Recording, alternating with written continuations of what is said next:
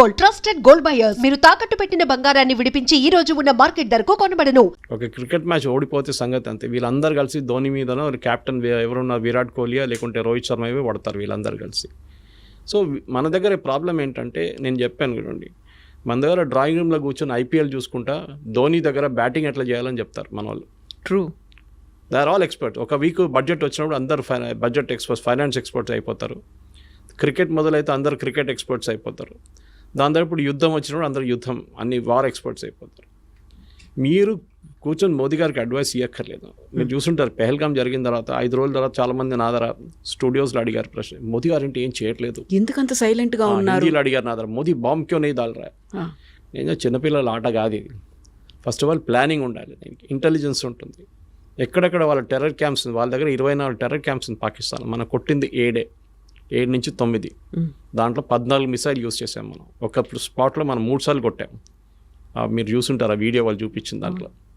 So ఆ పరిస్థితికి రావాలంటే 14, మీరు గుర్తుంటుంది మన ఉరి జరిగిన తర్వాత సర్జికల్ స్ట్రైక్స్ 9వ రోజు జరిగింది. పుల్వామా జరిగిన తర్వాత బాలాకోట్ స్ట్రైక్ 13వ రోజు చేసాం. ఈసారి 14వ రోజు చేసాం. టైం అన్నిటికీ ప్లానింగ్ ఉంది, ఎందుకంటే వాళ్ళు రెడీగా కూర్చున్నారు అక్కడ. పహల్గాం కాగానే ఇండియా అటాక్ చేస్తారని వాళ్ళకి తెలిసిపోయింది, టెర్రరిస్ట్ కానివ్వండి పాకిస్తాన్ ఆర్మీ. కానీ ఒక వారం తుపాకీ కూర్చొని పట్టిన మనిషి ఒక వారం తర్వాత అంటాడు ఏంటి ఎవరు రావట్లేదు, ఇది బోర్ కొడుతుంది కదా, మనం ఎంత కూర్చోవాలి చెప్పేసి పక్కన రిలాక్స్ అయిపోతారు. ఆ టైంలో కొట్టాలి. That is very important. Sun Tzu అని చెప్పి చైనీస్ ఫిలాసఫర్ ఉన్నారు, చాలా ఫేమస్, మీరు చదువుంటారు. ఆర్ట్ ఆఫ్ వార్ అనే ఒక బుక్ రాశారు. దాంట్లో he always says you should catch the enemy unprepared. చాలా ఇంపార్టెంట్. ప్రిపేర్డ్ ఉన్నప్పుడు మనం మిసైల్ ఫైర్ చేస్తే వాళ్ళు ఫైర్ చేస్తారు, మనకేం అడ్వాంటేజ్, మళ్ళీ మన మీద ధ్వంసం ఎక్కువైపోతుంది. సో వాళ్ళు ఈ షుడ్ మొత్తం ప్లానింగ్ చేసుకున్న తర్వాత డీటెయిల్ ఇంటెలిజెన్స్ వచ్చిన తర్వాత మనకు కరెక్ట్గా హిట్ చేసాం. వాళ్ళు కూడా అడ్మిట్ చేస్తున్నారు ఇంతమంది చనిపోయారని చెప్పి. ఒక ప్లేస్లో అయితే ఏదో మస్జిద్ లోపల మహిళలు పిల్లలు అందరు చనిపోయారన్నారు. రాత్రి 1 గంటకు ఈ మహిళలు పిల్లలు మస్జిద్ లోపల ఏం చేస్తున్నారండి, ఎందుకున్నారు అక్కడ? అక్కడే మీకు క్వశ్చన్ వచ్చేది. ఇట్ వాజ్ నాట్ ఎ మస్జిద్ పేరు పెట్టుకున్నారు అంతే. అది ప్లేస్ చూడండి, ఇప్పుడు మీరు గూగుల్కి వెళ్ళి ఆ మస్జిద్ పేరు కొడితే పర్మనెంట్లీ క్లోజ్డ్ అని వస్తుంది. సో మొన్న కూడా పాకిస్తాన్ ప్రైమ్ మినిస్టర్ వెళ్ళి మేము మళ్ళీ మస్జిద్ని కట్టేస్తాం మళ్ళీ మొత్తం, అంటే వచ్చిన ఫండ్స్ IMF దగ్గర నుంచి ఫండ్ దీనికి వాడుకుంటారు వాళ్ళు. ఇక మనకు ప్రాబ్లం లేదు, వాళ్ళు ఏమని చేసుకోవచ్చు. ప్రాబ్లం మీన్స్ పాకిస్తాన్ ఆర్మీకి సర్వైవ్ చేయడానికి టెర్రరిజం కావాలి వాళ్ళకి. ఇప్పుడు కాదు, 35 సంవత్సరాల నుంచి చేస్తున్న పని వాళ్ళది. ఆఫ్ఘనిస్తాన్లో టెర్రరిస్ట్ని తయారు చేయడం, ఫస్ట్ ఐసిస్, దాని తర్వాత Al-Qaeda, first Taliban, Al-Qaeda, ISIS, దాని తర్వాత మొత్తం ధ్వంసం అయిన తర్వాత ఇప్పుడు తాలిబాన్ టేక్ ఓవర్ చేసుకున్నారు ఆఫ్ఘనిస్తాన్. సోవియట్స్ పారిపోయారు, మరి తర్వాత US పారిపోయారు, NATO పారిపోయారు. ఇప్పుడు ఎక్కడికి పంపించాలి టెర్రరిస్ట్ అంతని? ఎక్కడో వాడుకోవాలి కదా. నేను ఎప్పుడు దీన్ని భస్మాసుర్ ఎఫెక్ట్ అని చెప్తాను. దీన్ని భస్మాసుర్కి వరం ఇచ్చిన తర్వాత టెస్ట్ చేయడానికి శివ భగవాన్ తల మీద పెడదాం అనుకున్నారు. పాకిస్తాన్ సంగతి అంతే. ఇప్పుడు పాకిస్తాన్ తల మీద తేరిక తాలిబాన్ వచ్చి కొడుతున్నారు, అటువైపు నుంచి బలూచిస్తాన్ వాళ్ళు కొడుతున్నారు, ఇటువైపు టెర్రరిస్ట్ కూర్చున్నారు. వాళ్ళు అంటున్నారు మన ఇండియాకి పోకపోతే మేమేం చేయాలంటున్నారు. ఏం పని ఉంది మాకు ఇక్కడ అని. సో దే ఆర్ సర్వైవింగ్ దానికోసం. ఇటువంటి పాకిస్తాన్ ఆర్మీ, పాకిస్తాన్ పొలిటీషియన్స్ అందరూ వచ్చేది పంజాబ్ నుంచి, పంజాబ్ నుంచి 90% వాళ్ళు. ఒక ఎక్సెప్షన్ ఇమ్రాన్ ఖాన్ అట్లాంటి వాళ్ళు ఉండొచ్చు, కానీ మిగతా అందరూ అక్కడి నుంచి వస్తారు. వీళ్ళకి మాఫియా, వాళ్ళు అక్కడే ఎన్షూర్ చేసుకుంటారు. ఈ ఏరియా నుంచి వచ్చిన వాళ్ళే. మీరు ఎప్పుడైనా ఖైబర్ పఖ్తూన్ఖా లేకుంటే బలూచిస్తాన్ నుంచి ఒక ప్రధానమంత్రి, ఒక ఆర్మీ చీఫ్ పేరు విన్నారా? ఎప్పుడు లేదు. వీళ్ళు అక్కడి నుంచి ఉంటారు. సో వీళ్ళని మనం ఈసారి కొట్టినప్పుడు భవాల్పూర్ కొట్టాం మనం, which was a very emotional hit for them. ఎందుకంటే వాళ్ళు ఎప్పుడు అనుకోలేదు మనం కొడతామని. పాకిస్తాన్ వైపు, అది కూడా పాకిస్తాన్ పంజాబ్లో అటాక్ చేయడం అని చాలా, వాళ్ళు ఎప్పుడు వాళ్ళ డ్రీమ్స్లో కూడా కళ్ళు కూడా రాదు వాళ్ళకి. కొట్టాం మనం. అదొక సైకలాజికల్ బ్లో ఉండేవారు. దాని తర్వాత మీకు తెలుసు రెస్ట్ ఆల్ ఈజ్ హిస్టరీ అని చెప్పేటట్లు మనం చాలా కొట్టాం. దాని తర్వాత వాళ్ళు వచ్చి మన దగ్గర మా విరామణ చేసుకుందాం, మనం ఒక ఒప్పందం లాగా చేసుకుని, ఒప్పందం ఎక్కడ సైన్ చేయలేదు. We're not signed any agreement. కానీ ఇప్పటికీ ఒక స్టేల్ మేట్, ఇప్పుడేం లేదు. ఒక టైమ్అవుట్ అంటారు ఫుట్బాల్లో, టైమ్అవుట్ తీసుకున్నాం. అది 5 నిమిషాలు ఉండొచ్చు, 5 రోజులు ఉండొచ్చు, 5 నెలలు ఉండొచ్చు, 5 సంవత్సరాలు ఉండొచ్చు. ఏ రోజు మన మీద నెక్స్ట్ దాడి జరిగిందో ఆ రోజు మనం వి విల్ హిట్ బ్యాక్. ఇప్పుడు పహల్గాం జరిగి ఆల్మోస్ట్ 1 నెల కాబోతుంది. మీరు చూడండి, ఒక్క అటాక్ కూడా మనమే జరగలేదు. జరిగితే Modiji will give next authorisation, కొట్టండి ఈసారి అని చెప్పేసి. ఆల్రెడీ వాళ్ళ చాలా మట్టుకు ధ్వంసం చేస్తాం, వాళ్ళ ఎవాక్స్ని ధ్వంసం చేస్తాం, వాళ్ళ ఫైటర్ ఎయిర్క్రాఫ్ట్ని ధ్వంసం. వాళ్ళు కూడా చాలా మటుకు కాంట్రవర్సీ క్రియేట్ చేశారు. మేము 5 రఫాల్, 1 రఫాల్, 3 సుఖాయిలు 2 మిగ్లు కొట్టుపడేస్తామని చెప్పేసి. నిన్ననే government of India detailed statement ఒకటి ఇష్యూ చేశారు through press information bureau. And వాళ్ళ లాంగ్వేజ్లో ఒక ఎయిర్క్రాఫ్ట్ అంటే అసెట్ అంటారు దాన్ని. All our assets are intact అని చెప్పి పెద్దగా సపరేట్గా ఇచ్చారు వాళ్ళకి బాక్స్ లైన్లో. మనది ఒక్క ఎయిర్క్రాఫ్ట్ కూడా పోలేదు, ఒక ఎయిర్ ఫీల్డ్ కూడా అటాక్ కాలేదు. దానికోసం మీరు చూసుంటారు మోదీ గారు కాగానే ఈ సీజ్ ఫైర్ కాగానే మోదీ గారు ఫస్ట్ విజిట్ ఆదంపూర్కి వెళ్ళారు. Adampur second biggest air force base మనది. ఎందుకు వెళ్ళారంటే వీళ్ళని చెప్పారు మేము ఆదంపూర్ మీద మిసైల్ కొట్టాం పాకిస్తాన్ వాళ్ళు అన్నారు, మొత్తం ధ్వంసం చేసాం, అక్కడ SU-400 ధ్వంసం చేసి అక్కడ ఫైటర్ ఎయిర్క్రాఫ్ట్ అని పోయిందని. మోదీ గారు వెళ్ళి నిలబడి ఆప్టిక్స్ అంటారు మన ఇంగ్లీష్లో, లెఫ్ట్ షోల్డర్ మీద SU-400 రైట్లో ఒక మిగ్ నిలబడింది, MiG-29. That is optics. Modi గారు వచ్చింది ఆయన నార్మల్ ఎయిర్క్రాఫ్ట్లో కాదు, మిలిటరీ ఎయిర్క్రాఫ్ట్లో ల్యాండ్ అయ్యారు. అంటే runways working, systems are working, లేకుంటే ల్యాండ్ గారు. అదే టైంలో Pakistan army chief, Pakistan prime minister మన ఏదో వాళ్ళ బేస్కి వెళ్ళారు. ఎయిర్ ఫోర్స్ బేస్కి వెళ్ళలేదు, ఆర్మీ బేస్కి వెళ్ళారు. అది కూడా ఎట్లా వెళ్ళారు, కార్లో జీప్లో వెళ్ళారు. దట్ మీన్స్ వాళ్ళ దగ్గర ఉన్న ఎయిర్ ఫోర్స్ బేస్ ధ్వంసం అయిపోయింది, అక్కడ ల్యాండ్ చేయలేమని చెప్పి చాలా క్లారిటీ వచ్చేస్తున్నారు అన్నమాట.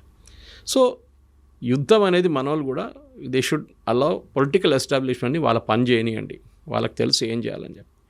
విక్రమ్ మిస్త్రీ గారి మీద చేసిన దాడి ఐ థింక్ మన దేశంలో ఒక కల్చర్ అయిపోయింది. ఎవరైనా మీ ఒపీనియన్కి వ్యతిరేకంగా ఏమైనా చెప్పారంటే వాళ్ళ మీద ట్రోల్ చేస్తారు. He's only a messenger. ఆయన ఒక స్టేట్మెంట్ తీసుకొచ్చి చెప్పారు అంతే. ఆయన కాదు డిసైడ్ చేసింది, పొలిటికల్ లీడర్షిప్ డిసైడ్ చేశారు. He's a messenger. ఇంగ్లీష్లో అంటారు ఇప్పుడు డోంట్ షూట్ ద మెసెంజర్ అని. మనం చేసిన పని అది. మనం తెలియదు. Of course his daughter use to represent రోహింగ్యాని రిప్రజెంట్ చేస్తుందంటే అది ఇంకో పొలిటికల్ కేసు, అది సపరేట్. చాలామంది పిల్లలు ఇప్పుడు మన కూతురు కానీ కొడుకులు కానీ వాళ్ళ ఫిలాసఫీ ఉంటుంది వాళ్ళకి, మనం ఆపలేం వాళ్ళని. దాన్ని బట్టి మన పేరెంట్స్ మీద ఎందుకు పడ్డాలి. అది అఫ్కోర్స్ అమ్మాయి మీద దాడి చేస్తారు, చాలా ట్రోల్ చేశారు, ఆమెని మళ్ళీ ఆమె అకౌంట్ ప్రైవేట్ చేసేసింది. కానీ ఇది మెచ్యూరిటీ లేదు. ఇక్కడ కూడా చూపి ఈ సోషల్ మీడియా ప్రాబ్లం ఏంటి, నేను ఎప్పుడు చెప్తుంటాను, మీరు వాట్సాప్లో ఒక మెసేజ్కి 10 రూపాయలు అనే కండిషన్ పెట్టండి, రేపటి నుంచి మొత్తం వాట్సాప్ మెసేజ్లు బంద్ అయిపోతాయి అన్నీ. అందరూ ఇప్పుడు ఫ్రీ ఉందని చెప్పి జియో వచ్చి ఇంత ఫ్రీ డేటా ఇచ్చిన తర్వాత ఏం చేయాలని తెలియదు. 5 నిమిషాలు దొరికితే ఏదో వీడియో చూస్తుంటారు మన వాళ్ళు. మీరు ఎక్కడికైనా వెళ్ళండి, మెట్రో చూడండి, వర్క్ సైట్కి వెళ్ళండి, ఇది ప్రాబ్లం అనమాట. ఏదో వీడియోలు పొద్దున్న సాయంత్రం దాకా ఫార్వర్డ్ చేస్తూనే ఉంటారు. ఒక్కటే వీడియో మీ 100 చోట్ల నుంచి వస్తుంది మీకు. ఎందుకంటే ఆ వాడడానికి మీకు తెలియట్లేదు, మెచ్యూరిటీ లేదు దాంట్లో. ఇప్పుడు నాకు కూడా వస్తుందండి, మీకు చెప్పినట్టు పొద్దున్నుంచి సాయంత్రం దాకా ఒక 20 మీడియా గ్రూప్స్ ఉంది, దాన్ని అందరూ వీడియోలు పడేస్తున్నట్టు పొద్దున్నుంచి. వస్తే డిలీట్ చేసుకుంటూ వెళ్ళిపోతాను నేను. కానీ కొన్ని సైట్స్, కొన్ని గ్రూప్స్ ఉన్నాయి వేరే సీరియస్ డిస్కషన్ నడుస్తుందని, అది నేను రిటైన్ చేసుకుంటా, టైం దొరికినప్పుడు చూసుకుంటాను. అదనమాట. ఇది మనం మెచ్యూరిటీ ఉన్నప్పుడు చేయాల్సింది. ఏదో వీడియో రోజు కూడా క్రైసిస్ జరిగినప్పుడు మీకు గుర్తుంటుంది, JD Vance మాట్లాడింది అసీం మునీర్తో. He didn't speak to Shahbaz Sharif, తర్వాత మాట్లాడంటున్నారు, అది కొంచెం ఫేస్ సేవింగ్ ఎక్సర్సైజ్. కానీ ఇండియాతో మాట్లాడినప్పుడు ఈ spoke to prime minister Modi. Correct. ఎందుకంటే పవర్ ఎవరి దగ్గర చూస్తున్నారు. పాకిస్తాన్ భయం, దగ్గర పవర్ ఉంది. వీళ్ళకి భయం ఏంటంటే, సార్ మీరు చెప్పింది ఒక బేస్ ఇస్ వన్ ఆబ్జెక్టివ్, అది వాళ్ళు ఎప్పుడైనా వాళ్ళ పక్కన ఖతార్ల బేస్ ఉంది, ఇంత పెద్ద బేస్ ఉంది వాళ్ళ దగ్గర. ఒక సంవత్సరానికి దాని మెయింటెనెన్స్ కాస్ట్ $6 బిలియన్. ఎవరు పే చేస్తున్నారు? ఖతార్ గవర్నమెంట్ పే చేస్తున్నారు. ఆలోచించండి. యూఎస్ బేస్ని మెయింటైన్ చేసుకొని ఖతార్, ఎందుకంటే వీళ్ళకి తెలుసు యూఎస్ ఉన్నదాకా మా మీద చేయబెట్టడు. Qatar is the foundation of terrorism, అందరికి తెలుసు. అది ముస్లిం బ్రదర్హుడ్ కానివ్వండి, అల్ఖైదా కానివ్వండి, ఐసిస్, అందరూ ఈవెన్ హమాస్ లీడర్స్ కూడా అక్కడే కూర్చుంటారు. కానీ వాళ్ళు ముట్టరు, యూఎస్ కూడా ముట్టరు. కానీ మన దగ్గరకు వచ్చినప్పుడు ఈ ప్రాబ్లం వచ్చినప్పుడు పాకిస్తాన్ అసీం మునీర్ ఎందుకు పిలిపించారంటే, మెయిన్లీ వాళ్ళ దగ్గర న్యూక్లియర్ మిసైల్స్ ఉన్నాయి. ఏ న్యూక్లియర్ మిసైల్ అసెంబుల్ చేసి పెట్టరు. న్యూక్లియర్ వార్ హెడ్ సపరేట్గా ఉంటుంది, మిసైల్ సపరేట్గా ఉంటుంది. This is the delivery system. ఇది ఇక్కడి నుంచి అక్కడ కొట్టాలంటే ఇది, దాని మీద 50 కిలోలు పెట్టాలన్నా, 100 కిలోలు పెట్టాలన్నా, న్యూక్లియర్ వెపన్ పెట్టాలన్నా డిసైడ్ చేసేది లాస్ట్ మినిట్లో. మన కైరానా హిల్స్లో మనం కొట్టినప్పుడు we didn't hit the missiles. మనం ఏం చేసామంటే వాళ్ళ కేవ్ బయట కొట్టాం. వీళ్ళందరూ అండర్ గ్రౌండ్లో పెడతారు, పెద్ద కొండ కింద పెట్టుకుంటారు. ఈవెన్ ఇరాన్లో ఫైడ్రో చూడండి, నటాన్స్ చూడండి, వీళ్ళన్ని న్యూక్లియర్ ప్లాంట్స్ అన్ని. నటాన్స్లో ఒక ప్లాంట్ పైన ఉంది, మిగతా కింద ఉంది. వెరాజ్ ఇన్ ఫడ్రో the entire thing is below the 250 meter concrete barrier ఉందండి, దానికోసం బంకర్ బస్టర్ అంటున్నారు. సో అసీం మునీర్ ఎందుకు తీసుకొచ్చారంటే, బేసిక్లీ వీళ్ళ దగ్గర ఉన్న మిసైల్స్ ఎక్కడ వెళ్ళకూడదు. ఇరాన్ పోతే అల్ఖైదా వాళ్ళు, లేకుంటే ఎవరైనా తాలిబాన్ వాళ్ళు వచ్చి కొట్టి తీసుకెళ్తే న్యూక్లియర్ మిసైల్ తీసుకెళ్ళి పాకిస్తాన్ దగ్గర ఒక్కటే ఉంది ఇప్పుడు ఇస్లామిక్ నేషన్లో. ఎవడు తీసుకెళ్తారో తెలియదు. రేపు అసీం మునీర్ లేడు, ఇంకా వాళ్ళ గవర్నమెంట్ పడిపోయిందో ఏమో అని అంటే ఆర్మీ చూసుకుంటారు. గవర్నమెంట్ ఏం చేయలేరు అక్కడ. గవర్నమెంట్ మన దగ్గర న్యూక్లియర్ బటన్ మోదీ దగ్గర ఉంది, Hmm. అక్కడ న్యూక్లియర్ బటన్ ఆర్మీ చీఫ్ దగ్గర. మునీర్ దగ్గర ఉంది. అది చాలా క్లియర్ అన్నమాట. సో దానికోసం పిలిచి ఏమన్నారంటే ఆ మిసైల్స్ అంతా మేము చూసుకుంటాం. దీనికన్నా ముందు కూడా భారతదేశం అటాక్ చేసిన గుర్తుంటుంది మీకు. అందరు అన్నారు అమెరికా చూసుకుంటున్నారు పాకిస్తాన్, అవును. దానికోసం ఆపారు బాంబింగ్ అని. Hmm. కరెక్ట్. ఆ వెపన్స్ వాళ్ళ చేతిలో పడకూడదు. అల్ఖైదా కానివ్వండి, ఐసిస్ కానివ్వండి, తాలిబాన్ కానివ్వండి, లేకుంటే ఇరాన్ నుంచి వచ్చే నెక్స్ట్ రెజీమ్ కూడా. ఎందుకంటే పాకిస్తాన్ ఈ టెక్నాలజీ మొత్తం దొంగతనం తీసుకొచ్చారు జర్మనీ నుంచి, ఇంకోటి నార్త్ కొరియా దగ్గర నుంచి తీసుకొచ్చారు. సో నవ్వు తాళం వేసి ఆ చావి తీసుకెళ్ళి పెంటగన్లో పెట్టుకుంటారు. దీన్ని పిలిచారు అంతే, ఇంకేం లేదు. ఇంకా మాట్లాడడానికి ఏం లేదు. We'll do deals with Pakistan అంట. పాకిస్తాన్ ఏం అమ్ముతారండి? వాళ్ళ మేజర్ ఎక్స్పోర్ట్ టెర్రరిజం. అదొకటే వాళ్ళు అమ్మలేరు, కానీ అమ్మగలరు. కొన్ని వేల కోట్ల రూపాయలు ఫండింగ్ చేస్తూ ఉంటున్నారు కదండి. ఎందుకు చేస్తున్నారు ఆలోచించండి. ఆ గవర్నమెంట్ పడిపోతుంది. పడిపోతే వాళ్ళ న్యూక్లియర్ అసెట్స్ ఎవరి దగ్గర ఉంటుంది? గవర్నమెంట్ ఐసిస్, అల్ఖైదా వీళ్ళు ఎవరైనా వస్తారు రేపు. తాలిబాన్ అక్కడ తయారైనట్ల ఆఫ్ఘనిస్తాన్, ఇక్కడ ఇంకో థియోక్రసిక్ గవర్నమెంట్ వచ్చేస్తుంది. అమెరికాకి అదే భయం. దానికోసం ఇప్పుడు కాదు, ముందు నుంచే సోవియట్ యూనియన్ ఉన్నప్పటి నుంచి సపోర్ట్ చేస్తుంది దానికే వాళ్ళు. ఎందుకంటే ఎట్లయినా వీళ్ళు ఇక్కడ వీళ్ళ దగ్గర ఉన్న ఈ అసెట్స్ ఎక్కడ ఈ ఇస్లామిక్ టెర్రరిస్ట్ దగ్గర వెళ్ళకూడదు.